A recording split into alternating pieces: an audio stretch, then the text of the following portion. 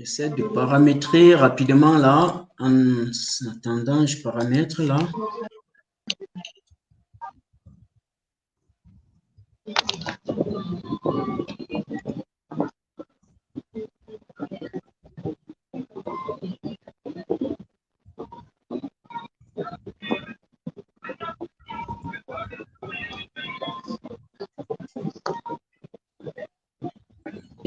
So.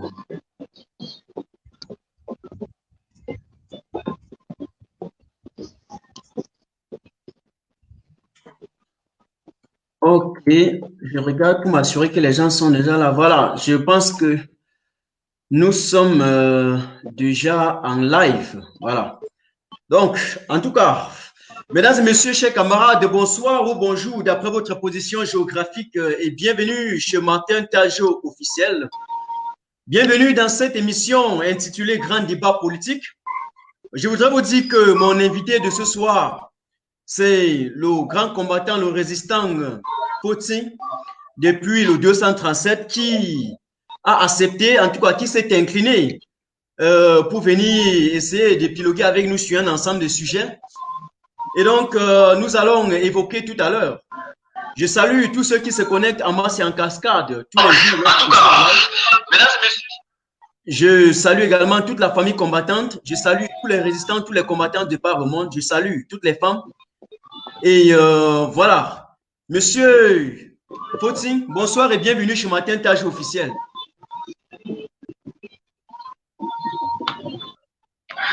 Bonsoir Martin, bonsoir à toutes ces personnes, je pense déjà 280 qui sont déjà connectées. C'est un plaisir, voilà, renouvelé d'honorer à ce rendez-vous et je pense qu'à chaque fois qu'on m'invite, je serai présent, surtout lorsqu'il s'agit des questions de notre pays. Oui, vraiment, c'est une très belle chose. Moi, je suis très fier de constater que tu t'inclines toujours à mon invitation. Donc, c'est la deuxième fois que tu passes ici chez Martin Tage officiel sur notre plateforme. Je vais te dire également que le peuple camerounais te réclame toujours et toujours. Donc, voilà. Vous êtes tellement si bien habillé ce soir, hein, Monsieur Potin, je ne comprends pas. Mais je vais vous poser une question rapidement avant qu'on ne commence. La tenue traditionnelle, j'ai constaté, j'ai eu parfois un peu la curiosité d'aller regarder votre plateforme et je vois vous êtes toujours en tenue traditionnelle, même sur votre photo de profil, même dans vos déplacements, parfois et les vidéos où je vous vois, même parfois sur Equinox, c'est parce que nous vous suivons beaucoup depuis la diaspora, mais ça a une connotation particulière ou bien c'est comment? Dites-nous un peu, Monsieur Potin.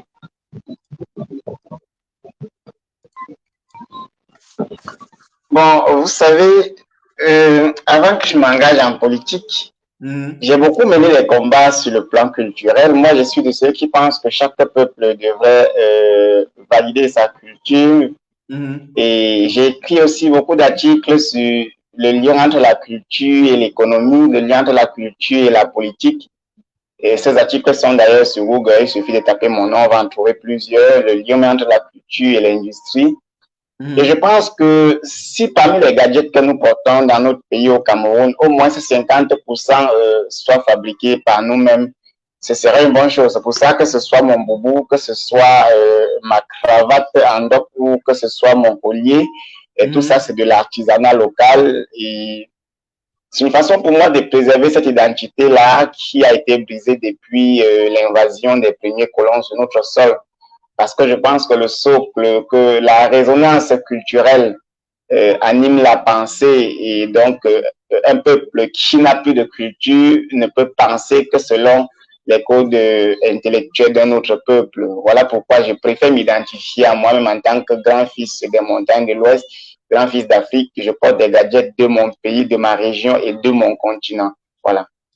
Vraiment. Ce que tu dis là, ça m'amène rapidement à une citation, je ne sais pas où c'était qui, mais je peux bien. En tout cas, on dit généralement que une civilisation n'est détruite de l'extérieur que si elle est rongée de l'intérieur parfois. Donc, je pense que aujourd'hui, si on regarde ce que les Occidentaux veulent faire, imposer un peu leur culture, c'est aussi parce que beaucoup d'Africains sont en train de se déraciner de plus en plus. Et voilà. En tout cas, grand merci pour cela, de nous avoir donné l'aperçu, n'est-ce pas, de ton style vestimentaire. Peut-être ça coïncide un peu avec le grand combattant Essama que j'aime beaucoup et qui est installé un peu plus dans un combat de nationalisme. C'est-à-dire qu'il est un peu contre, n'est-ce pas, cet impérialisme-là.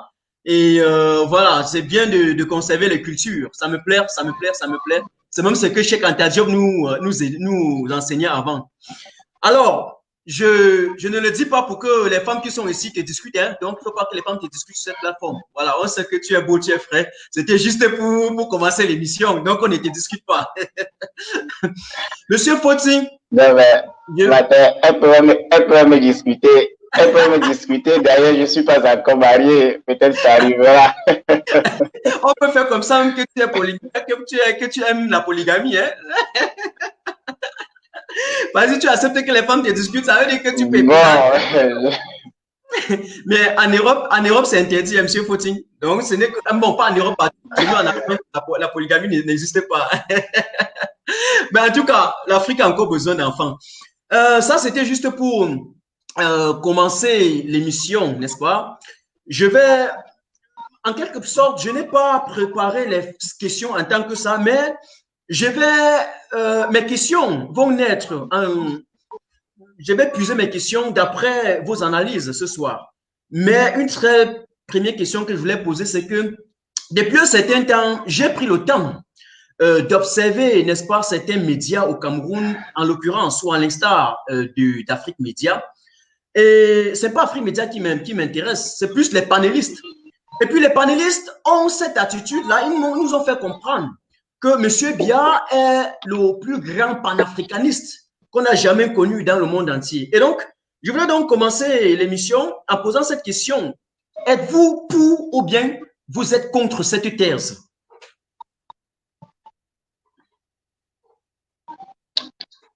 Matin, Paul Biya est ministre secrétaire général à la présidence de la République du Cameroun de 1968 à 1975. Oui. 68, ça veut dire tout simplement 8 ans après l'indépendance du Cameroun francophone et 7 ans après l'indépendance du Cameroun anglophone. Oui. Ça veut dire que et de 1975 à 1982, Paul Biya est premier ministre dans le gouvernement de Amadou Ahidjo. Oui. Bon, maintenant, on dit que Amadou Ahidjo, puisque c'est à lui que le colon avait confié la gestion de la plantation coloniale qu'on appelait à l'époque le Cameroun, après la lutte acharnée de nos martyrs, dont le dernier en date fut assassiné un mercredi de l'année 1971 à Bafoussam. Il s'agit de Ernest Wandji. Oui. Et Paul Biya a toujours été présent alors des indépendances du Cameroun jusqu'à nos jours dans le système. Ça veut dire que lui, il est un chantre de ce système-là. Et s'il y a eu des accords coloniaux entre les colons et le Cameroun, Paul Biya fait partie des personnes qui ont ratifié ces accords. Oui. Maintenant, dire que Paul Biya est un panafricaniste est une insulte à la mémoire même des panafricanistes que nous avons connus, tels que Patrice Lumumba, Thomas Sankara, Steve Biko, Cheikh Anta Diop qui avait une connotation plus kamite, ainsi de suite. Pourquoi? Parce que le panafricaniste, c'est quelqu'un qui s'est déjà décolonisé mentalement. Je dis bien que le panafricaniste, c'est quelqu'un qui s'est déjà décolonisé mentalement. Donc, si on n'a pas encore assisté à sa décolonisation mentale, si la tête n'est pas encore constituée des substances, des rêves, si la tête n'est pas encore remplie du rêve africain, si la culture que nous partageons, si le système éducatif que nous acceptons, si le système culturel, si le modèle sociétal, si la théorie économique, la théorie judiciaire, la théorie architecturale, si toute cette théorie ne sont pas remises en question dans notre tête parce que nous estimons que ce sont des choses qui ne nous appartiennent pas. Ça veut dire qu'on n'est pas encore panafricaniste. Maintenant, on peut vociférer sur les plateaux de télévision tels que nous voyons dans certaines chaînes de télé, au Cameroun et même ailleurs, en disant telle personne est panafricaniste et telle personne ne l'est pas. Mais le panafricanisme se traduit à travers des actes. Alors, tous ceux qui disent que Paul Biya est un panafricaniste devraient nous dire quel est l'acte majeur sur le plan panafricaniste que Paul Biya a posé entre son entrée au gouvernement dans les années 1960 à nos jours. Si cela nous dit un seul acte qu'il a posé en tant que panafricaniste, moi, je pense qu'on pourrait faire le débat. Bon, maintenant, si on estime que Paul Biya a rompu les accords coloniaux en 2009, tels que les gens le disent généralement lorsqu'ils veulent manipuler l'opinion, il faudrait quand même que nous rappelions que jusqu'à présent, permettez, les richesses du Cameroun sont gérées à 98% par les puissances étrangères. Parce que ce défait de la France pour se confier à l'Italie et dire qu'on est sorti de l'oligarchie impérialiste, pour moi, c'est une aberration dans la mesure où on ne peut pas quitter un colon pour adhérer ou du moins pour accepter un autre, juste parce que le fouet de celui-là est un peu moins tranchant et qu'on estime que oui, si la France nous fouettait 10 coups, la Russie peut nous fouetter 8 coups ou l'Italie peut nous fouetter 6 coups. Lorsqu'on veut s'affranchir, on s'affranchit. Donc pour moi, Paul Biya est le peu produit de la Franc-Afrique et il a d'ailleurs dit à l'époque qu'il est le bon élève de la France. Monsieur Fortuna, je vais t'arrêter un peu, pas complètement, parce que Monsieur Biya, il faut quand même rappeler, il n'a pas, on dit qu'il n'a pas renouvelé avec les accords, de l'indépendance, je ne sais pas trop. Peut-être tu vas nous éclaircir, mais même au-delà, il y a également cette affaire de Bolloré. Bolloré n'a pas eu la concession du port de Douala, je ne pense pas. Donc, je pense qu'en le retirant cette concession du port, M. Biya a prouvé en quelque sorte qu'il n'est pas complètement un élève de la France, comme les gens veulent penser. Donc, on ne peut pas complètement tout négativer. C'est ce que je vais te demander. Parce que, pour moi, ce soir, je ne suis pas là juste pour... je suis clair pour que ceux qui viennent d'arriver sur la page comprennent réellement ce qu'on veut dire, pour qu'ils notent quelque chose. Donc, M. Biya n'est pas seulement... Je ne sais pas si tu me comprends. Avec cet octroi du port à une autre personne, en retirant ça à Bolloré, M. Biya venait de démontrer un peu sa volonté à vouloir un peu rompre avec la France. On le voit, la France veut en quelque sorte le lâcher. Ça veut dire qu'il est devenu en quelque sorte un anti-français. Bon, la France vient de signer un accord de plus d'1 milliard attribué au Cameroun pour la construction, je pense, des infrastructures scolaires et autres. Donc, ceux qui disent que la France a lâché le Cameroun devraient déjà bien arrêter le langue et savoir que la France continue de nous soutenir. Mais revenons à ce qu'on appelle le retrait du contrat de la gestion du terminal à conteneurs du port autonome de Douala à Bolloré. La question qu'il faut se poser, c'est de savoir pourquoi la gestion du terminal avait d'abord été confiée à Bolloré. Parce que je vois sur les réseaux sociaux, les gens s'agitent en nous disant que bientôt on va nationaliser la Camaraï, on va nationaliser Enio qui va devenir la Sonel, comme on a nationalisé, on va nationaliser la Camet qui va devenir Cameco. En fait, Paul Biya n'a jamais privatisé les entreprises camerounaises, surtout les entreprises publiques, je veux dire, de son gré, de son plein gré. La privatisation est la conséquence logique de la gestion calamiteuse de ces entreprises. Parce que au port autonome de Douala, il faudrait que les Camerounais le sachent, il n'y a pas que les terminaux à conteneurs. Voilà. Le terminal à conteneurs, certes, est l'un des plus grands terminaux, mais il y a aussi le terminal à voie, il y a le terminal polyvalent, il y a le parc à voiture qui continue d'être géré par Bolloré. Bon, revenons sur les accords coloniaux dont on parle. Ouais. Revenons par exemple sur l'accord qui stipulait que notre armée devrait être formée par la France. Alors, est-ce que le Cameroun a déjà écrit lui-même une théorie militaire pour former son armée? Non. L'armée continue avec les méthodes coloniales. Ouais. C'est-à-dire que l'incendie des maisons dans les régions du nord-ouest et du sud-ouest est la suite logique de l'incendie des maisons en pays Bamileke et en pays Bassan entre les années 1958 et entre les années 1956 et 1958 chez les Bassa et 1958 jusqu'en 1971 chez les Bamileke. C'est-à-dire qu'on a comme l'impression que les gens se tablent sur les étiquettes.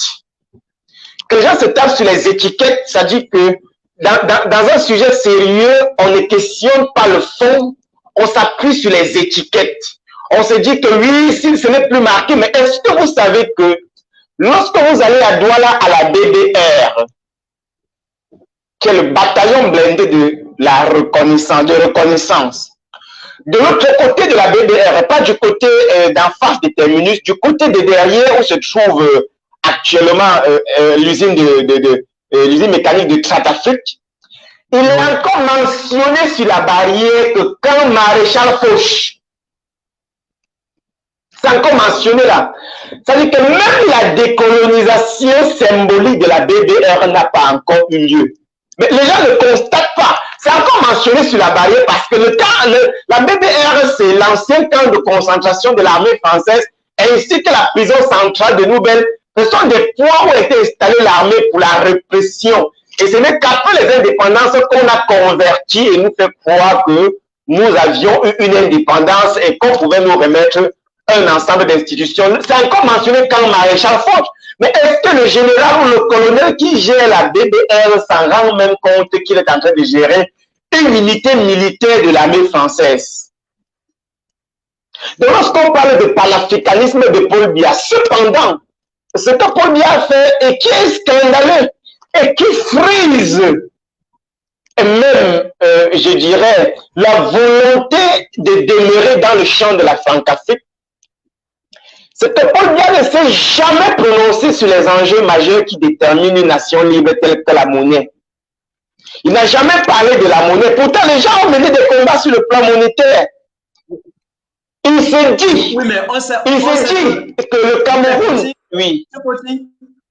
Monsieur Potier, on sait que le président Emmanuel Macron a renouvelé, ou bien en tout cas, il a essayé de changer la couleur du franc CFA en Afrique de l'Ouest. Mais au niveau de l'Afrique centrale, il n'a pas pu. On s'est dit que c'est parce que M. Biya qui est assis là est encore un frein pour ça. Même s'il ne se prononce pas, il peut être un frein à ce renouvellement, n'est-ce pas, ou à ce changement, bonnet blanc, bonnet qu'ils ont fait au niveau de l'Afrique de l'Ouest. Mais du coup, ils ont quand même touché le franc CFA là-bas. Je me dis qu'ici, s'ils n'arrivent pas à toucher, c'est parce que M. Biya, il bloque aussi ça, donc indirectement. Même le franc CFA qu'on a voulu transformer en accord en Afrique de l'Ouest et qui n'était qu'une coquille vide, les rois des républiques d'Afrique centrale ne veulent même pas faire cas. Donc, elles ne veulent pas entendre parler de quelque chose qui peut nuire à la mère France.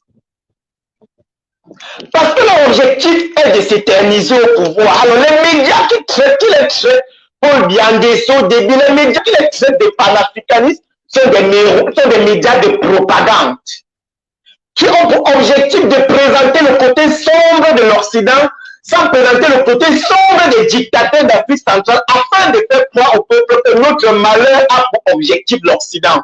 Ils ne veulent pas que nous acceptions que nous endossons environ 90% de responsabilité des problèmes qui nous arrivent. Parce que sortir de la France voudrait dire commencer à adopter des attitudes économiques, voilà, responsables. Alors pour adopter les attitudes économiques responsables, il faut être un dirigeant responsable. Mais comment quelqu'un qui dirige une nation pendant 38 ans et qui transforme une compagnie de 9 avions en un avionnette et d'élite, qui n'est même plus capable d'aller à Maroc peut adopter une attitude économique responsable? Comment une telle personne peut gérer la monnaie? Donc lui ne veut même pas questionner. Il ne voudrait même pas qu'on en parle. Voilà. Ok, ok. Non, je te comprends parfaitement. En tout cas, j'espère que les abonnés qui sont là actuellement, ils essayent de capter, en tout cas, en quelque sorte, ce que tu as dit. Et apparemment, c'est comme s'il y a un très fort taux de signalement, hein, parce que là, il y a un retour un peu très lent. J'essaie un peu de voir au niveau de mon portable. Il y a un retour très lent, très lent. Mais bon, on va juste continuer. C'est pas un problème. Oui. So, on va continuer. Donc, je demande à ceux qui sont là de repartager encore une fois, de repartager encore le live une fois. Et je voudrais te poser une autre question. On va un peu chuter dans une autre question qui me vient à l'idée. Et tu sais, il y a Allô, est-ce que nous sommes ensemble, Ami? Oui, allô? Tu m'écoutes? Tu m'écoutes? Monsieur Fauting?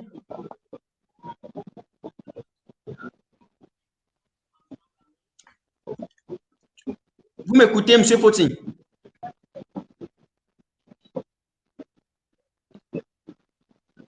Est-ce que vous m'écoutez?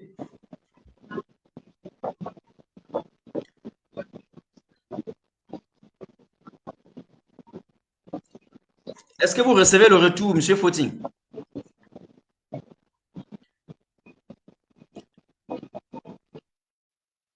Bon, je vais te muter là. Je vais te muter. Là, je te mute et puis je te renvoie encore le lien de nouveau et puis pour que tu puisses me rejoindre. C'est mieux. Hein, famille, pour que ça ne soit pas un peu naze, c'est mieux que je le mute. Il essaie un peu de regarder ce qu'il va faire avec son microphone et puis il va revenir. Voilà. Et puis il va revenir.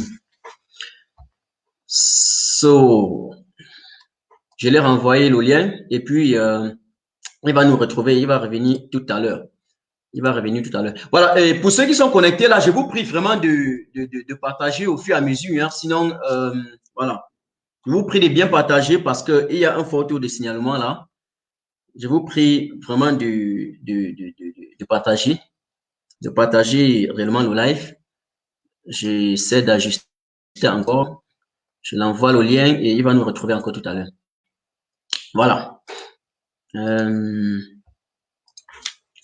Il va nous retrouver tout à l'heure. So.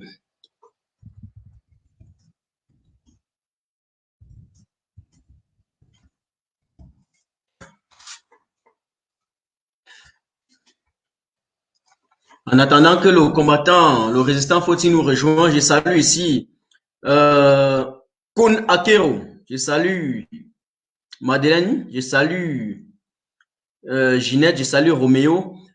Et on me dit que le réseau dérange. Je ne sais pas si mon réseau bien c'est pour le combattant Foti ou bien c'est comment. Vous m'écoutez quand même bien, j'espère. Parce que j'ai quand même un dispositif aussi à côté là et je pense que la voix arrive très bien. Je m'écoute très bien ici. Je m'écoute très bien ici. Je l'ai envoyé le lien là. Il va nous retrouver. On ne va pas couper la lumière parce qu'on connaît déjà le Cameroun avec Enio. Donc, Enio ne vient pas zapper nos actions, comme on dit souvent. Et voilà, donc on dit que mon retour est très bien. On m'écoute très parfaitement. Et voilà, merci. Voilà, en attendant que le combattant, le résistant Foti nous retrouve encore, je peux rapidement passer un message à Joseph Vest qui parfois sort les gros yeux pour intimider les médias, qui inscrit en quelque sorte dans une tentative de déstabilisation de la presse camerounaise. J'ai ri aujourd'hui. Ceux-là qui nous ont dit hier que la presse était en train de déstabiliser le Cameroun, ce soir, ou bien en tout cas en journée, ils ont reçu l'aide américaine, n'est-ce pas, d'un total, je pense, de 120 000 $, c'est-à-dire en France CFA 71 millions de francs CFA. Je pense, hein, en tout cas, j'estime, c'est ce que je peux dire, que lorsqu'on a parfois un peu peur comme à la déstabilisation, je pense on ne devait pas aussi prendre l'aide étrangère parce qu'on prend l'aide, le lendemain, il ne faut pas qu'on se retrouve au carrefour de si je savais parfois, c'est ce que nous ne voulons pas. Si on veut être souverain, je pense que c'est important d'être souverain définitivement. C'est pour ça que lorsque Fortin était là, j'avais envie que le combattant Fortin nous parle réellement, hein, ok? Et j'espère qu'il va nous rejoindre. Je l'envoie encore le lien là. Je salue je salue Eric, Sylvie Toukem, je salue voilà, Alex et Sylvain Thiam. En attendant, alors je renvoie encore le lien à M. Fortin. Je pense peut-être c'est sa connexion qui dérange, mais j'ai quand même noté aussi un petit signalement d'un moment à l'autre là. Mais aussi longtemps quand vous m'écoutez, ça veut dire qu'il n'y a pas de problème. Je l'envoie encore le lien. Il va me retrouver le même lien. J'estime. Voilà.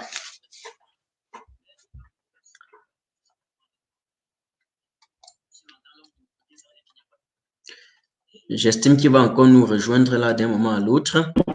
Et je prie vraiment le groupe de signaleurs de nous excuser parce qu'on veut édifier le peuple camerounais. Donc, faites beaucoup attention, surtout que je ne bloque pas les gens sur ma page. Admettez tous les commentaires. Admettez tous les commentaires. Alors, rebonsoir, monsieur Fouti.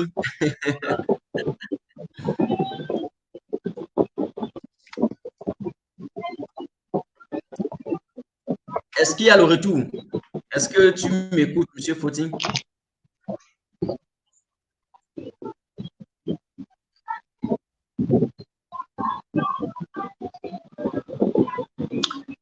Je suis à nouveau là et j'espère que cette fois-ci, c'est la bonne. Voilà. Ok. Ok. So, j'ai l'impression qu'il y a toujours un grave problème là. Un instant. Oui, c'est bon, c'est bon. Pour moi, c'est bon. Ok. Ok, d'accord. Je vais te poser toute une autre question. En fait, il y a cette lenteur-là qui chasse un peu les gens, mais j'espère qu'ils vont se reconnecter au fur et à mesure. Je voulais poser une autre question. Parce que j'ai constaté qu'au niveau du Cameroun, avec le temps, ou bien en tout cas les compatriotes du Cameroun ont, dans plusieurs élections présidentielles qu'on a organisées dans les années antérieures, soutenu le régime de Yaoundé. Mais depuis quelque temps que certains de nos frères de l'Ouest supportent le professeur Maurice Kamto, il y a beaucoup qui ont dit que non, si certains de nos confrères de l'Ouest supportent le président Maurice Kamto, c'est parce que Kamto est de l'Ouest. Pensez-vous réellement que les gens ressortissants du Grand Ouest le supportent parce qu'il est de l'Ouest? Voilà une question que je voulais vous poser avant que ça se coupe.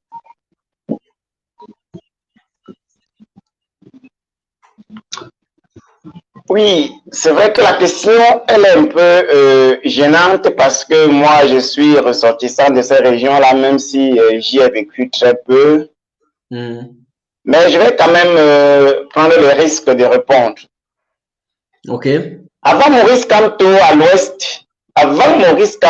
l'Ouest, il y a eu beaucoup d'autres leaders qui ont voulu briguer un mandat présidentiel. Oui. Il y a eu Amélie Mbiale, il y a eu Jean de Dieu Momo, il y a eu Jean Dioga, il y a eu même Adamon Damjoya qui vient de mourir, donc de regretter mémoire. Tous sont des fils de l'Ouest qui ont voulu conduire le destin de ce pays. Ouais. Mais pourquoi les gens de l'Ouest, à l'époque de Jean de Dieu Momo quand ils chauffaient, à l'époque d'Amélie Mbiale, à l'époque d'Alben Zongang, pourquoi ils avaient préféré Paul Biya à ces personnes qui seraient considérées comme leur propre frère? C'est parce que le peuple de l'Ouest, comme tout le peuple camerounais, a toujours eu besoin d'un bon dirigeant. Donc, on avait jugé que Momo n'était pas différent de Mbiya. Amélie Mbiale, malgré sa volonté, ne pouvait pas conduire le destin de la nation. Que Jean Dionda, qu'Albert Zonga, on n'a pas trouvé en eux la carrure et la caricature de l'homme d'État qu'on recherchait, parce qu'on ne pouvait pas, après tant d'années de souffrance, après tant d'années de lutte, confier la gestion de notre pays à n'importe qui. Et il n'était jamais passé dans l'esprit du peuple camerounais. Il n'était jamais passé dans l'esprit du peuple camerounais qu'on devait voter un homme parce qu'il est de notre village. Même si les gens estiment que Danjoy, avec sa popularité dans le département du Noun, même si on estime que l'UPC ne gagnait que chez les Bassa, même si on estime que les Bello Bouba et autres ne gagnaient que chez eux dans le Nord, il faudrait qu'on ait l'honnêteté de reconnaître qu'il n'y a aucun candidat bamileke qui a pu obtenir son suffrage chez les Bamileke. Et ce candidat n'existe pas. Qui a obtenu 4 mairies chez les Bamileke parce qu'il est Bamileke, qui a obtenu 3 sièges à l'Assemblée nationale parce qu'il est Bamileke. Ce candidat-là a peut-être existé dans d'autres régions, dans d'autres départements, mais à l'ouest, ça n'a pas existé. C'est important de le dire. Moi, j'ai grandi avec un gars qui faisait beaucoup de bruit à Baouan chez lui, dans son village. Mais ce Banjoun ne le voyait pas comme l'homme d'État qu'il faut. C'est pour ça qu'on ne le votait pas à Banjoun. On ne le votait pas à Bafan. Pourtant, il était Bamileke.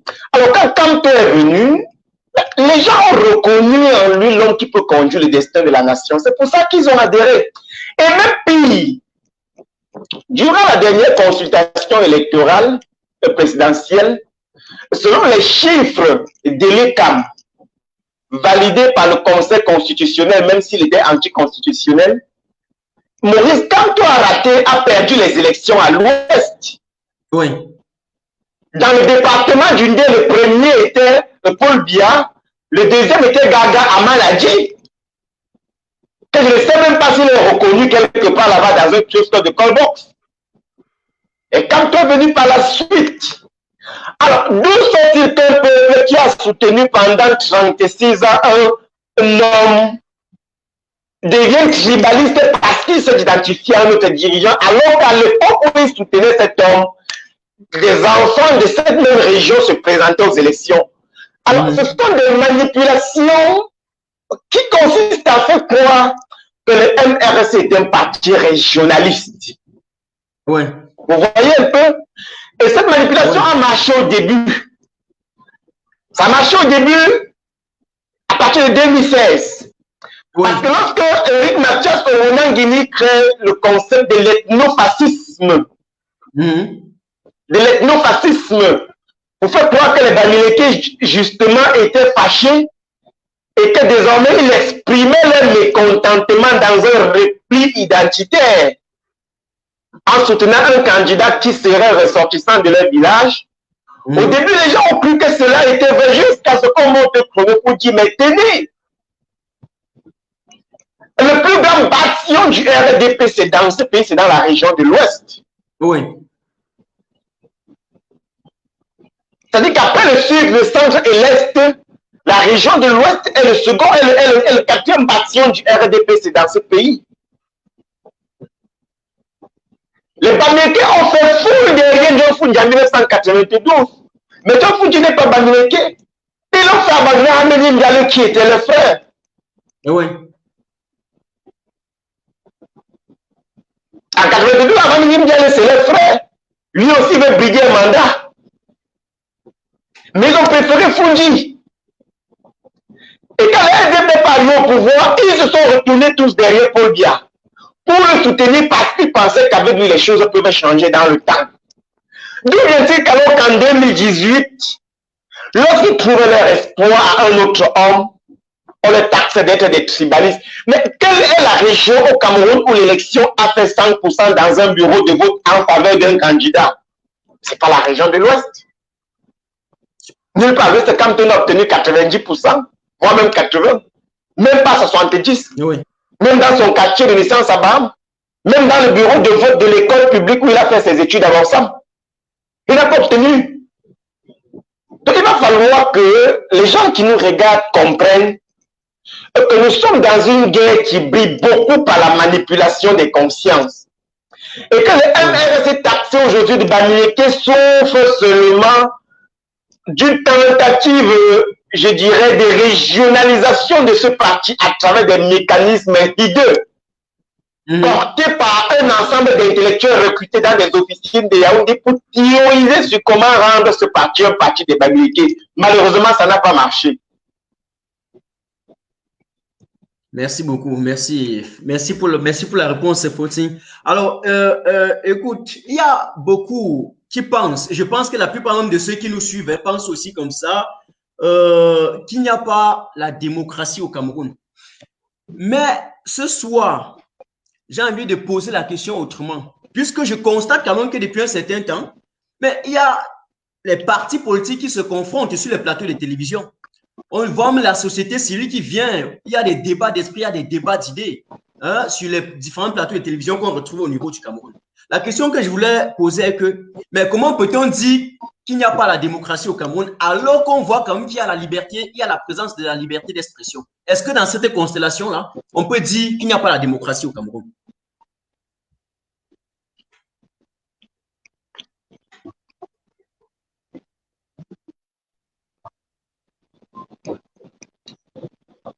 Maintenant, il ne faut pas confondre la liberté d'expression avec la liberté de parler. Comment? Il ne faut pas confondre la liberté d'expression avec la liberté de bavarder. Parce que ces deux notions, justement, ont connu beaucoup de confusion. Les gens ont voulu faire croire que le fait que nous soyons libres de parler comme vous et moi dans ce direct, la preuve qu'au Cameroun, il y a la liberté d'expression. L'expression n'est pas automatiquement verbale. C'est-à-dire que pour s'exprimer, on n'a pas besoin de parler. Il y a l'expression non verbale. Et l'expression non verbale, alors, c'est ce qu'on peut appeler une mobilisation populaire. Oui. Et l'expression non verbale, c'est lorsque quelqu'un peut être libre de faire valoir ses idées, de créer un parti politique et de siéger, d'organiser des meetings, de rencontrer le peuple. C'est ça l'expression. Alors, chez nous, on a la liberté de bavarder.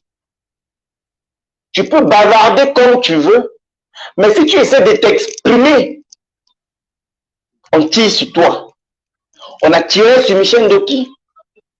On a tiré sur Célestin Jamen. On a tiré sur beaucoup de compatriotes parce que là, ils ont voulu faire l'expression. Ils n'ont pas voulu bavarder. Ils n'ont pas voulu s'agiter. Exprimer.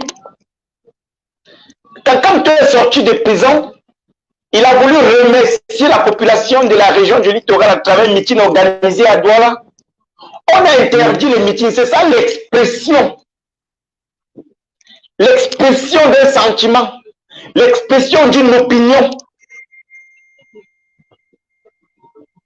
Donc, ça fait partie des manipulations dont ce régime a recruté un ensemble d'intellectuels au maître de diplômes sans consistance pour parvenir sur les plateaux de télévision et comparer le régime Bia au régime d'Aïdjo, comparer le régime Bia au régime de la Corée du Nord, comparer le régime Bia à d'autres dictatures d'Afrique ou du monde, afin d'arriver à nous faire croire qu'au-delà de tout, au Cameroun, il y a la liberté d'expression. C'est un mensonge. Le Cameroun est l'une des dictatures les plus violentes au monde. L'une des dictatures les plus violentes, pourquoi? Parce que on peut te laisser bavarder, on peut même te laisser, mais on va te museler sur le plan économique ou sur le plan académique. Il y a des gens qui ne pourront jamais soutenir une thèse de doctorat. Il y a des gens qui n'auront jamais l'agrégation pour être professeur si ça dépendait que de Paul Biya. Il y a des gens qui ne verront jamais leur entreprise prospérer uniquement parce qu'ils se sont exprimés. Donc on nous fait croire qu'il y a la liberté d'expression, mais malheureusement, il y a une liberté de bavarder. Regardons par exemple la presse. On peut voir le matin titré et Paul Biya, le plus grand cancre du monde. Et on nous fait croire que c'est la liberté d'expression. Parce que la presse peut écrire ce qu'elle veut. Oui. Alors, est-ce que les fonds de soutien à la presse au Cameroun arrivent à la presse? Est-ce que les journalistes au Cameroun qui titrent ce qu'ils veulent peuvent bénéficier des avantages que la presse doit bénéficier de manière légale? Est-ce que les journalistes au Cameroun peuvent faire une investigation et rendre public le rapport librement sans être attaqués? Mais on a eu l'affaire Bilingota. On a connu les affaires depuis les affaires plus Ndiaoui. On est en train de voir Equinox. Equinox actuellement subit un musellement, des tentatives de suspension. Exactement. Parce que pour une fois, on a restitué les faits dans la vérité. Une fois, on a dit ce que les gens ont dit dans la déontologie journalistique, sans mentir dans la soupe à poisson, tel que le régime aimerait. Et du coup, le régime montre au chrono pour dire, mon frère, ça ne marche pas comme ça. Donc, cette liberté d'expression à débat consiste à laisser les gens mal parler de Paul Biya et leur faire croire qu'ils sont en train de s'exprimer. Et que par retour, lorsqu'il faut toucher les questions fondamentales de la République, on vous empêche d'y aller. Or, le journaliste est libre de rendre public un rapport. Mais lorsqu'il a fallu élire le super maire de la ville de Douala, qui est une session de plein droit, on a d'abord arrêté André Blaise de Samalé, mettre en cellule.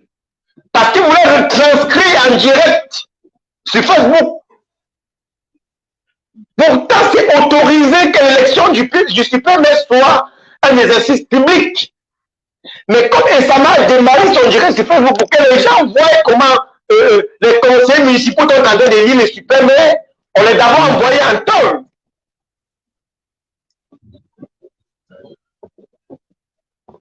Ok.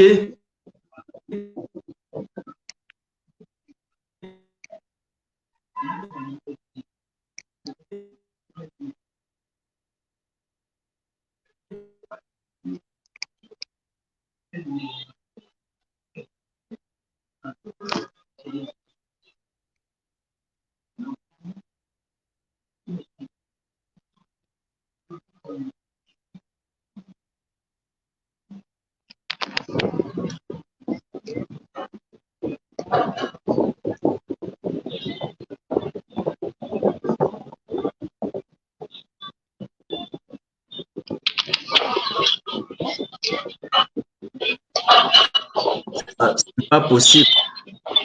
Je ne sais pas ce qui arrive. Oui, vas-y, on était en train de signaler. Vas-y, c'est bon maintenant. Ça, c'est grave. Ça, c'est la première fois que ça arrive. C'est la toute première fois que ça arrive. Depuis que j'ai commencé. Est-ce que vous m'écoutez? C'est la toute première fois que les gens me signalent comme ça. Je vous écoute. Allons-y. C'est la toute première fois. C'est grave. Un instant, je vais vérifier. C'est la toute première fois qu'on me signale comme ça. Vraiment, famille, je vous demande de repartager encore une fois ce live. Repartager encore une fois le live. C'est grave. C'est grave, Monsieur Footing. C'est très, très grave. Très, très grave. C'est parce que les gens n'ont pas compris qu'ils doivent partager et organiser même des séances de vidéos pour donner la chance au direct de résister. C'est très grave. C'est très grave. Le signalement était tellement grave. Ça a été grave. Vraiment, il vous donne encore quelques secondes de partager rapidement avant qu'on passe à... avant qu'on continue. Donc, repartagez un peu rapidement. Repartagez un peu rapidement. Qu'on remonte au moins à 500 avant de relancer. Oui, ben, il y a eu un signalement très grave. Très grave. Très grave. Si je suis seul, ça ne me dérange pas, mais avec un invité, repartagez, refaites encore marche de partage. Refaites encore marche de partage. Bon, en tout cas, en attendant, je repasse à une autre question que je voulais poser avant qu'on ne soit signalé, M. Foti. Concernant notamment les élections, parce que tu parlais des élections, je voudrais chuter pour poser une question qui concerne le double scrutin que le régime, en tout cas, disons, Elecam a organisé le 9 février passé. Et notamment, c'est une élection qui a été organisée auquel le MRC n'a pas participé. Mais il y a eu élection des maires. Les maires et les députés ont été élus, certains de l'opposition, et qui sont d'ailleurs à l'Assemblée nationale. Donc, c'est la partie qui m'intéresse, M. Foti, c'est une partie qui m'intéresse beaucoup. Le président Maurice Kamto n'a pas participé. Et je me rappelle qu'avant ça, tu étais l'une des personnes au niveau du Cameroun, l'un des candidats que j'ai contacté réellement pour inviter sur la plateforme ici. Mais le lendemain, il y a eu cette conférence de presse du professeur Maurice Kamto qui a annoncé son retrait. Alors, ce que je vais demander, une question qu'il va poser est celle de savoir comment est-ce que vous percevez les 5 prochaines années des mandats de ces députés et des maires qui venaient d'être élus? Et peut-être à côté de là, je demanderai aussi une question qui va arriver à ça. Vous n'avez pas été déçu, n'est-ce pas, de cette décision? Voilà les deux questions que je pose. Il faut déjà noter que on a fait croire aux Camerounais que l'engagement en politique avait pour objectif d'obtenir un mandat électif. Et cette culture, puisque au village, hier, les élites étaient de très grands commerçants, les élites étaient de grands musiciens, les élites étaient des intellectuels qui sont allés à l'université, qui ont étudié. Nous avons rendu en connaissance que les élites étaient ça. C'est-à-dire qu'on disait que Takamde, c'est une élite de notre village. Quand il arrivait, nous, on se mobilisait sur la place du marché pour l'accueillir parce que lui représentait notre village. Oui. Mais depuis un certain temps, avec l'odeur avec l'avènement du système GIA, on a transformé tous les élites en députés, en maires, en conseils municipaux, en ministres, en directeurs d'entreprises d'État, d'entreprises publiques. Ça a fait que les gens ont commencé à croire que pour être quelque chose, il fallait siéger dans une assemblée ou dans un conseil municipal. Ça a intégré les mémoires au fur et à mesure. Directement, l'engagement politique qui avait pour objectif de participer à la transformation sociale et socio-économique de son pays s'est transformé en un engagement pour obtenir une position. Alors, le RDPC a réussi cela en faisant de tous ces militants le responsable de quelque chose. Parce que quand tu vas au RDPC, tout le monde est responsable de quelque chose. Dans le comité de base, par exemple, peut avoir 50 membres. Il y a le responsable culturel, le responsable de l'éducation, le responsable des affaires sociales, le responsable je sais pas, des prostituées, le responsable du détournement, le responsable des inondations, le responsable il y a le responsable de tout. Ça fait alors que la contribution personnelle ou le sacrifice personnel qu'on doit donner à un leader parce qu'on pense que lui mérite de porter la voix n'existe plus. Cette confiance s'est substituée par l'envie d'occuper un poste de responsabilité. Parce que quand tu recrutes quelqu'un dans un comité de base et tu fais de lui le responsable des services sociaux alors qu'il ne connaît même pas le militantisme, du coup, il commence à voir en lui un destin présidentiel. Donc, il faut commencer à réaliser par son entrée au conseil municipal. La politique est alors devenue une lutte de comment faire pour manger. Parce que quand on est responsable de quelque chose, le jour où votre président du comité central ou de base arrive pour tel ou tel élément, c'est à toi qu'on confie la gestion d'un financement de 5 000 ou de 6 000 francs. Alors, la population a commencé à croire qu'on ne pouvait être militant qu'est-ce qu'il faut obtenir un mandat. Du coup, quand le RSC dit nous n'allons pas aller à l'élection au scandale comme toi briser le rêve des jeunes. Oh, faut-il aller aujourd'hui déjà être maire? Mais est-ce que j'allais même avoir un jour une voix qui porte si à jamais Maurice Kamto? Ça, c'est d'abord la question. Qui de vous à moi existait? On avait donné la possibilité à qui de s'exprimer sur quel plan avant l'arrivée de Maurice Kamto. Oh, le RDPC a créé ses partis d'opposition qu'il finance lui-même. Il fabrique lui-même les députés, Il fabrique lui-même les conseillers municipaux. Et du coup, quand un parti dit je ne vais pas à l'élection, c'est le RDPC qui crée un scandale. Ça dit que nous-mêmes qui devions être les premiers à être affectés par la décision du directoire national du MRC, nous étions surpris que les premiers à avoir des problèmes étaient le RDPC. Mais pourquoi les premiers à avoir les problèmes étaient le RDPC? Parce que la participation du MRC à cette élection devait venir légitimer le pouvoir illégitime de Mbia. Puisqu'avant même qu'on organisait les élections, ils avaient déjà commencé à nous empêcher à établir les dossiers. Oui. Et ça, c'était l'œuvre directe du MINAT. Alors que les autres ministres et ses collègues avaient demandé qu'on nous laisse d'abord constituer les dossiers et qu'on nous élimine au contentieux préélectoral. Mais heureusement, que notre aspect nationaliste et humain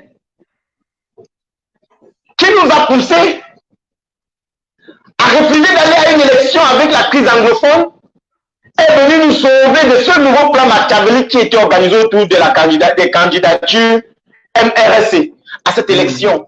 Du coup, nous sommes restés très confiants.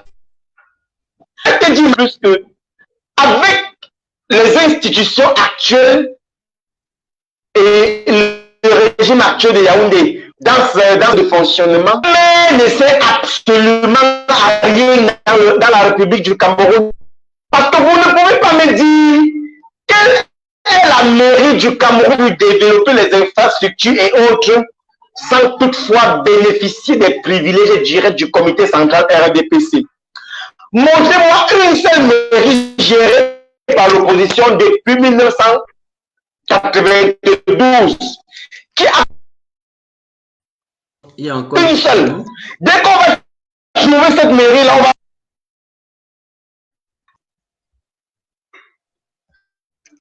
était nationale, l'opposition. Le RDP a eu la plupart de ses députés dans la région du nord-ouest et du sud-ouest.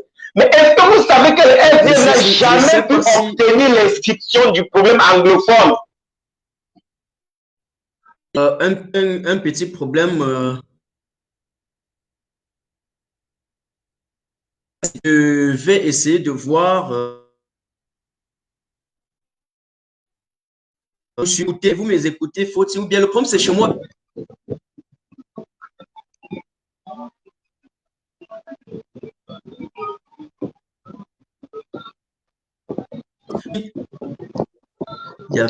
Non, chez moi particulièrement tout est fluide. Ah bon, hein? En fait, ça veut dire qu'il y a un signalement ce soir. Ça veut dire qu'il y a un groupe qui nous signale ce soir. Le groupe qui me signalait avant, ça veut dire qu'ils ont continué, ils ont encore commencé à me signaler ce soir. Ils ont encore commencé. Alors, une fois de plus, je vais un peu demander aux combattants d'arrêter cette affaire de former les groupes pour signaler les gens. Il faut arrêter un peu ces histoires. Parce que je n'ai jamais de problème avec ça. Et j'ai un truc, j'ai une très bonne connexion ici. Une très bonne connexion. Parce que avec les appareils qui sont à côté, tout fonctionne très bien. Il n'y a même pas un petit problème de connexion. Donc, c'est un petit problème de signalement. Voilà. Maintenant, tu m'écoutes encore bien, non? Non, moi, j'écoute sans problème. Ok, d'accord. D'accord. Bon, on va continuer. Ça nous refroidit un peu, mais en tout cas, il n'y a pas de problème. Je voulais demander une autre chose, M. Fauting, concernant toujours les élections. Hein? Concernant toujours les élections, je me rends compte que, en tout cas, là, je vois un peu qu'il y a certaine confiance qui renaît toujours en toi. Quand tu es en train de parler, on se rend compte que non, malgré tout ce qu'il y a, tu as toujours confiance en Maurice Kamto. Je voulais demander pourquoi cette confiance, vous allez m'excuser pour la qualité de mes questions, mais en tout cas, pourquoi cette confiance est peut-être pour éclairer, la lanterne de ceux qui venaient de s'abonner sur ma page et peut-être qui venaient de te connaître et qui veulent savoir c'est quoi le programme du MRC, quels sont les 5 piliers, principaux du MRC. La confiance que j'ai en la personne du professeur Maurice Kamto vient du fait que j'ai pris le temps de lire ses ouvrages. Contrairement à beaucoup de personnes qui parlent de lui sans le...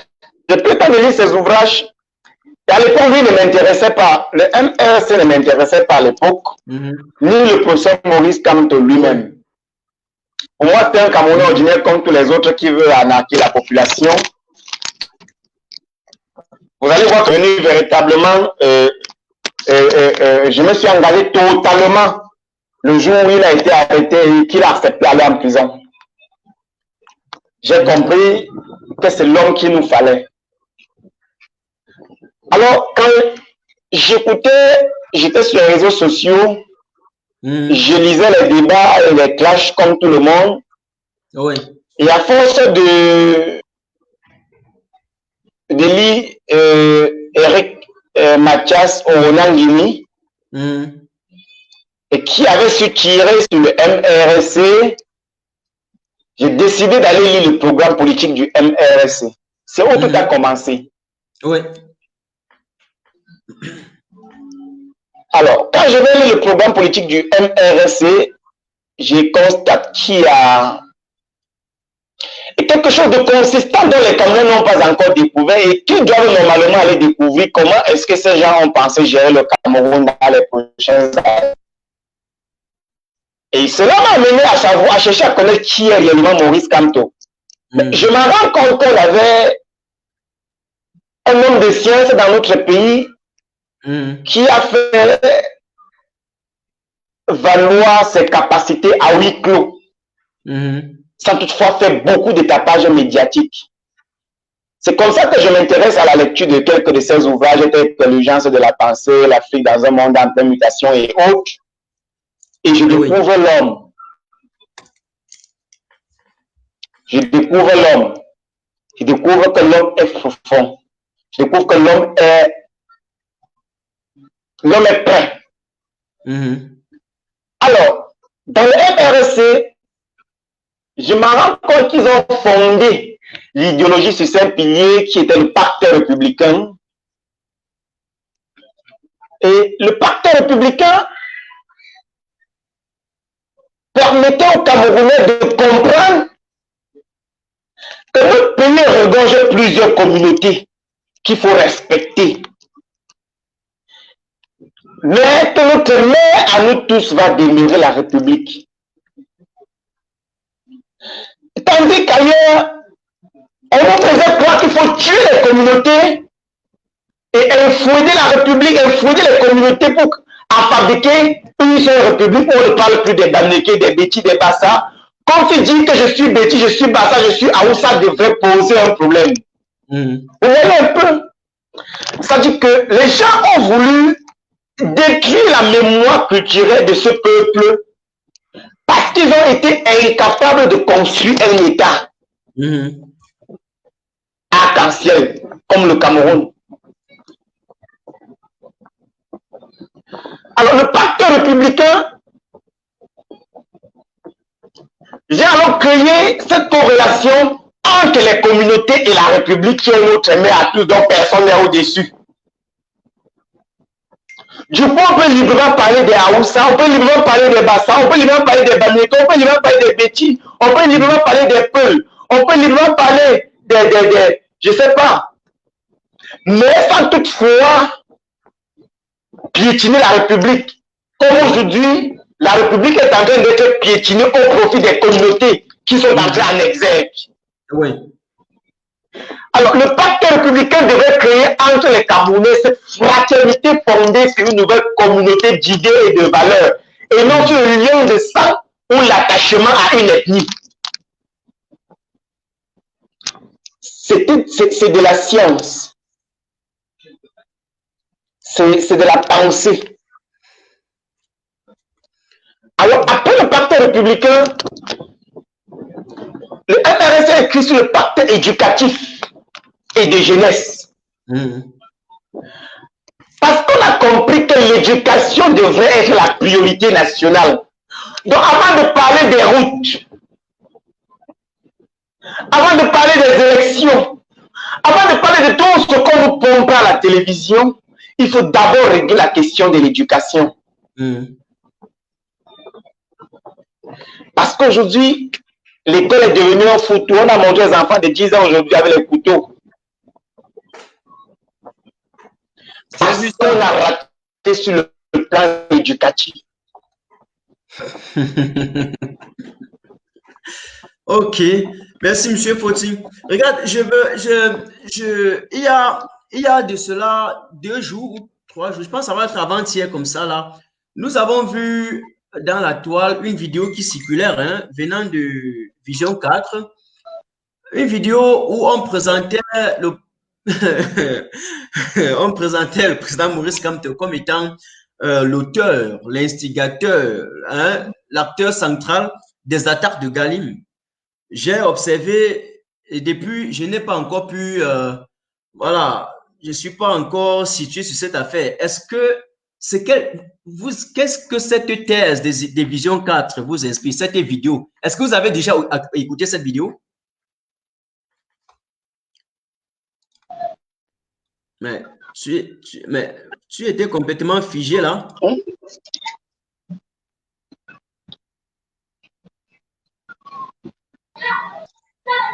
Je suis là, je suis là. Ok, d'accord. Ouais, j'étais en train de poser une autre question, à savoir, il y a déjà quelques jours, n'est-ce pas, dans la toile, j'ai écouté une vidéo, j'ai vu une vidéo où Vision 4 présentait président Maurice Kamto comme étant l'auteur des attaques que nous avons eues au niveau de Galim. C'est pour ça que j'étais en train de poser la question que, mais est-ce que vous avez déjà vu cette vidéo? Et si oui, qu'est-ce que cette vidéo vous inspire?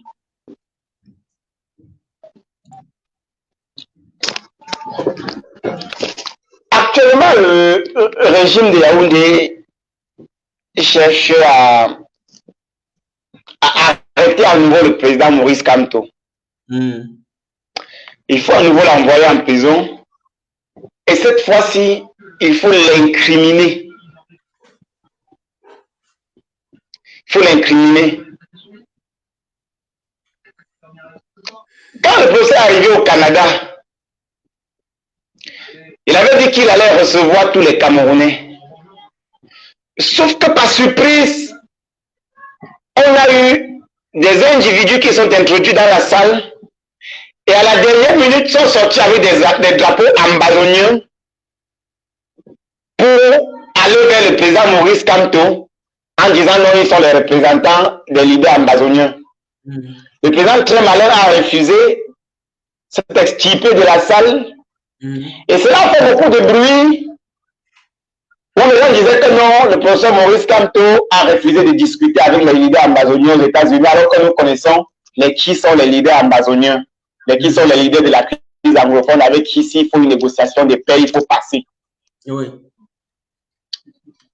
Alors, on a voulu assimiler la brigade anti-Sardina à une branche armée du MRC. On a tout fait pour faire des rapprochements entre les leaders de la base et le président Maurice Kamto lors de sa tournée. Cela n'a pas donné. Parce qu'il fallait trouver au moins une photo où les leaders de la base sont en train de déjeuner quelque part avec le président Maurice Kamto. Pourquoi on utilise des mots pour dire qu'il est en train de lire les instructions sur comment désormais ça n'a pas donné. Parce qu'on est resté un parti politique républicain.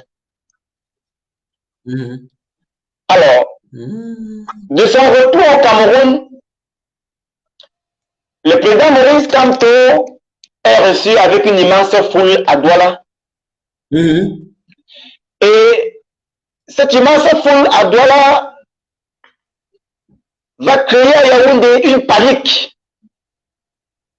Parce qu'on ne sait plus s'il faut le laisser la liberté avant de préparer la transition de gré à gré dont il avait dénoncé en marchant sur Ndoko Tchie, que cela lui avait valu 9 mois de prison. Ou il faut continuer à le laisser marcher au Cameroun et enseigner la vérité aux Camerounais. Alors, Bruno Bidjan,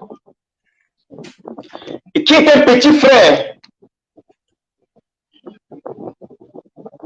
que moi j'ai vu arriver à Vision 4 après les sticks, et que j'ai d'ailleurs apprécié certains de ses premiers reportages, va être utilisé par les officines du régime pour commettre ce reportage après l'attaque d'Engalim, qui a été attribué d'abord aux sécessionnistes et que les leaders sécessionnistes ont dit non, ils n'ont rien à y voir avec cette attaque. Parce qu'ils ne savent pas comment, en revendiquant l'indépendance de l'Amazonie, qui serait leur territoire, et ça parce qu'ils viendront faire Angalim qui se trouve du côté francophone, donc à l'ouest du Cameroun. Ouais. Ils ne peuvent pas gaspiller les militaires, les balles et les vies pour aller attaquer un territoire dont ils ne revendiquent pas. Ouais. Et cela m'a permis de comprendre que même si on allait aller attaquer Angalim, ouais, il fallait viser des endroits où on peut obtenir de l'argent pour entrer financer le terrorisme. Mais les Amazoniens, malheureusement, ne sont pas allés dans les supermarchés. Ils sont allés faire l'attaque des brigades et de quelques coins de la ville et directement, on dit qu'ils sont rentrés chez eux. ouais. Alors, la première question qui revient, c'est est-ce que ces gens qui sont venus attaquer Ngalim à l'ouest du Cameroun sont des Amazoniens? À cette évidence, on peut répondre par la triste réalité, non. Mais qui sont-ils? On ne connaît pas. Parce que logiquement, les Amazoniens n'ont pas d'intérêt à attaquer Ngalim. Alors, comment expliquer qu'après l'attaque de Ngalim, quelques jours seulement après, on attaque Bamenda lors de la célébration du 8 mars. En plein centre-ville. Et 2 jours après, on attaque Bamenda au centre-ville en nous disant que les bombes avaient déjà été déposées à la place de fête de Bamenda. Comme si on a préparé le 8 mars sans préparer que la place des fêtes de Bamenda était un lieu stratégique où il faut protéger. Il faut protéger. 2 jours après, on nous prend un reportage en mettant en relation les Amazoniens, la brigade anti-Sadina et le MRSC. C'est pour ça, c'est d'ailleurs la raison pour laquelle je pose la question ce soir pour bien savoir. Pour bien savoir, exactement. Parce que oui, parce qu'il faut remonter, il faut remonter les scénarios pour y arriver. 2 jours après, on nous prend un reportage surréaliste qui n'a aucun fondement déontologique journalistique. Et dans le reportage, on met en corrélation l'Amazonie, la brigade anti-Sadina et le MRSC. Vraiment. Et on nous dit que la brigade anti-Sadina qui depuis 2018 a été tentée par tous les manières d'être assimilée au MRSC serait quittée de l'Europe pour venir commanditer les attaques à Ngalim, qui serait le premier foyer de tension de la rébellion Bamileke commanditée par le MRSC. Ce sont les mots utilisés dans le reportage. Alors, ceux qui ont fait ce reportage, parce que ce qui est quand même curieux et énigmatique et avantageux aussi dans le régime de Biya, c'est qu'ils sont divisés en plusieurs camps et tous les camps tentent bien que mal d'être celui-là qu'on va dire. Voilà celui qui a détruit le MRSC avec le professeur Maurice Kamto. C'est pour ça que les officiers qui ont financé ce reportage ne sont pas les mêmes qui avaient empêché aux représentants, aux candidats du MRSC d'établir les candidatures. Ce ne sont pas les mêmes. C'est d'autres clans qui pensent qu'à travers ce reportage, on peut ouvrir une enquête et incriminer le MRSC, arrêter son leader et envoyer en prison. Sauf que même lorsqu'on veut manipuler les consciences, il faut utiliser un peu de subtilité. Le reportage était grotesque. Il était vague. Il était inutile. D'accord. Il était nul. C'était un torchon. Je suis d'accord. Alors, parlant, n'est-ce pas, de ces reportages bidons, je vais un peu mettre ça en quelque sorte dans, oui, toute cette manipulation, je vais mettre ça dans, en fait, ou bien dans cette gouvernance-là que l'on constate en quelque sorte depuis 82. Et lorsque je regarde, ou bien je constate, n'est-ce pas, l'évolution de la gouvernance, ou bien du régime, n'est-ce pas, de Yaoundé, de 1982 à aujourd'hui, 2020, j'ai envie de poser une question. Est-ce que lorsque vous regardez, vous observez, vous pouvez nous dire ce soir si les choses ont changé et comment est-ce que vous percevez, n'est-ce pas, le Cameroun d'après Biya?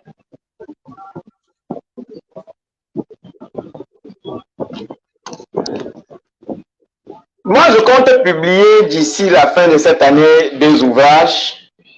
Ah. Le premier intitulé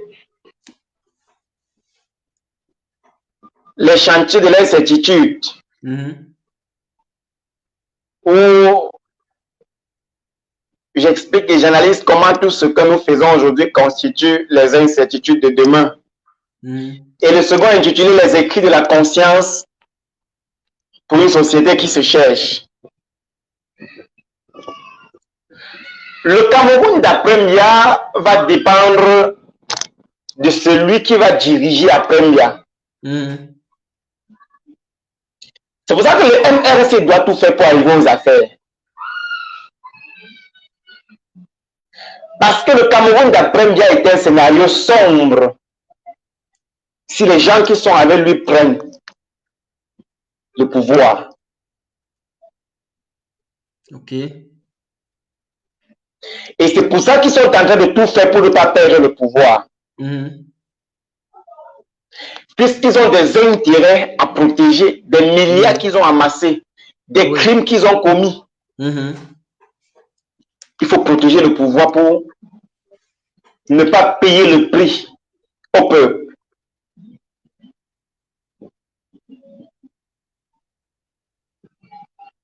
Okay. Le Cameroun d'après Biya est un déluge. Si les Ngongo,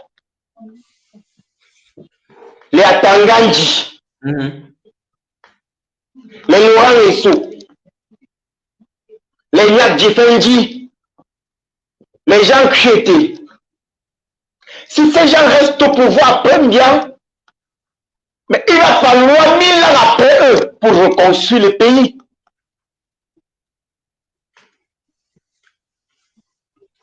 Parce que la reconstitution de la mentalité citoyenne d'abord est un long chantier. L'éducation civique à la citoyenneté et à la morale est un long chantier. Le développement économique à travers la culture économique, entrepreneuriale et financière est un long chantier. C'est le défi du Cameroun d'après Biya.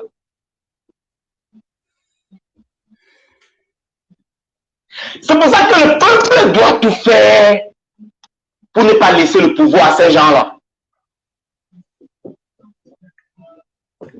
Je comprends. Le peuple doit tout faire pour qu'après Biya qu'on n'ait plus Paul Biya au pouvoir.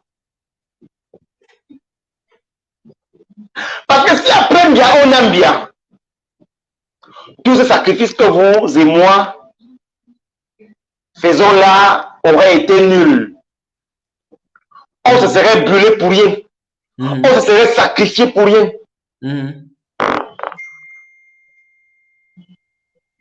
Et vous allez voir qu'aujourd'hui, le développement du Cameroun ne fait plus partie de leur projet. Tout ce qu'ils ont à faire actuellement, c'est comment conserver le pouvoir après Biya. C'est pour ça qu'ils se tuent entre eux. Ils se mangent entre eux. Ils arrêtent tous ceux qui osent lever le ton.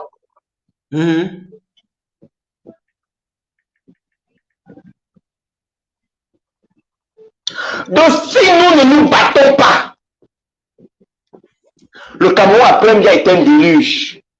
C'est un océan de misère continue. On sera même recolonisé. Parce que ces gens sont d'une médiocrité à nulle autre pareille. Quand je parle de médiocrité, les gens pensent ici que non, Moi, je suis entrepreneur.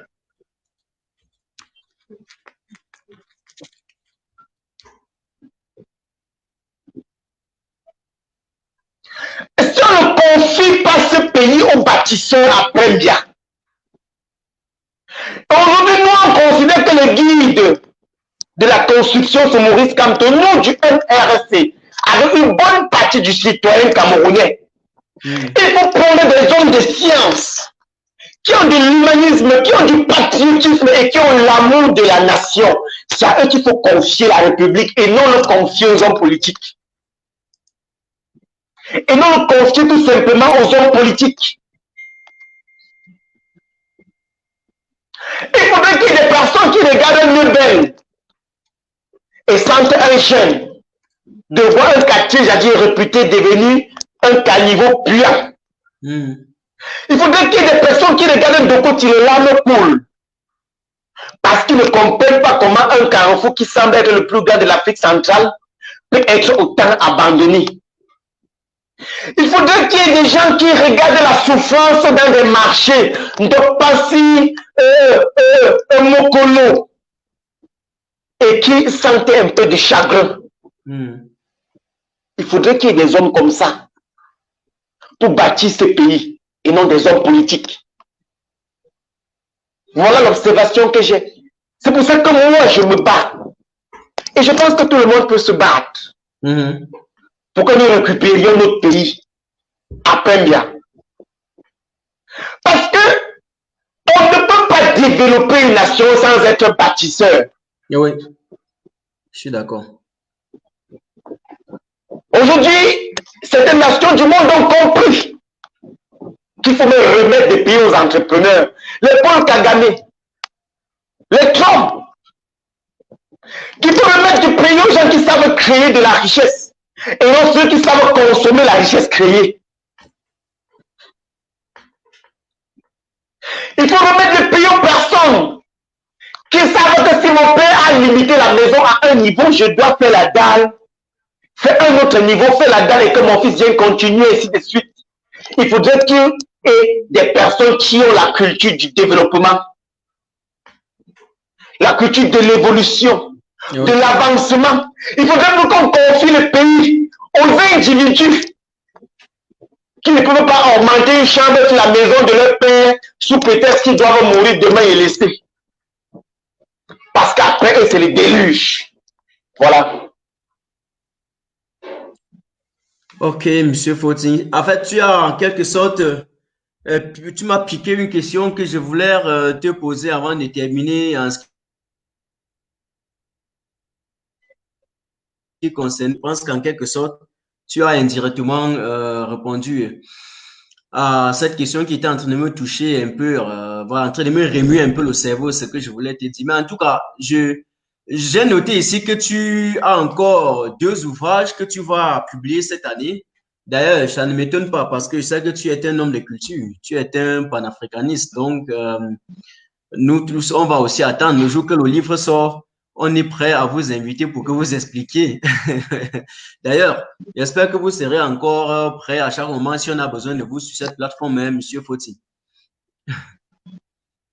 Oui, déjà que ce direct, nous allons le reprendre bientôt avec les signalements et les problèmes que nous avons eu aujourd'hui. Aujourd'hui, oui. Je suis sûr qu'on va reprendre, cette émission dans les jours à venir. On va reprendre cette émission. On va reprendre cette émission. C'est une évidence. On va le reprendre.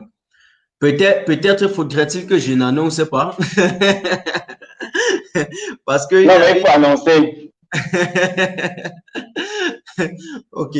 Donc, je voulais dire à ceux qui sont connectés ici que demain soir, j'aurai à partir de 21h le grand maître Roland Diéou sur cette plateforme. C'est-à-dire que j'ai fait une statistique, on l'a réclamé et il s'est incliné également à notre invitation.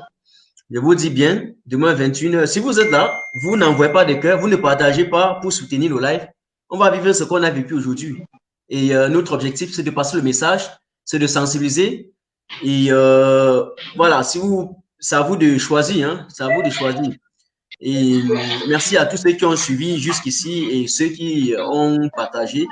Je remercie aussi le grand combattant Footing et voilà, je voulais aussi vous assurer qu'au niveau de la diaspora, nous vous suivons de très près. Donc, et on sait que le combat aussi, c'est au 237. C'est pour ça qu'on a aussi un regard particulier vers vous. Donc, si tu as un dernier mot à dire aux abonnés avant qu'on arrête le live. Oui, ce que je vais dire, déjà, merci beaucoup, malgré les difficultés que nous avons eues. On a essayé d'étaler, malgré tout, on a fait ce qu'on pouvait. Le plus important, déjà, c'était que nous fassions ce que nous avions à faire. Je dirais à mon peuple de faire confiance au professeur Maurice Kamto, de lui faire totalement confiance, parce qu'il connaît exactement où il nous conduit. Il connaît exactement où il conduit la révolution. Je leur demande de faire confiance au MRC et surtout de comprendre que le combat que nous menons aujourd'hui, c'est le combat pour nos enfants et que nous n'avons pas d'autre choix. Le professeur Maurice Kamto l'a si bien dit, nous ne devons pas léguer à la génération future les combats qui sont les nôtres. Il va falloir que chaque personne s'engage personnellement à la libération de notre pays et que nous sachions que les manipulations, les musulmans, les injustices, les arrestations, et tous ces obstacles sont des obstacles qu'un digne combattant doit savoir braver. Et on espère que dans les années à venir, peut-être on aura un peuple souriant, des enfants éduqués, des couples heureux parce qu'ils peuvent manger le matin, parce qu'ils peuvent manger le soir, des familles qui peuvent se nourrir, qui peuvent se loger. Même si, quand il dit ça, ma mère me demande si c'est pour ça que je ne me suis pas toujours marié. Mais... le jour va venir. Nous tous, le jour va venir. On a mis tous nos vies pour, en tout cas, combattre pour le destin du peuple camerounais. En tout cas, merci beaucoup. Merci et merci à tous ceux qui étaient avec nous. Rendez-vous demain soir à partir de 21h comme d'habitude. Et soyez prêts, soyez au rendez-vous. Il y a tout un ensemble de personnes qui vont passer ici, des gens de bonne moralité et pour vous livrer des messages. À chacun de choisir le message qu'il va écouter. Donc, la balle est dans votre camp, vous les abonnés. On fait comme ça et à demain.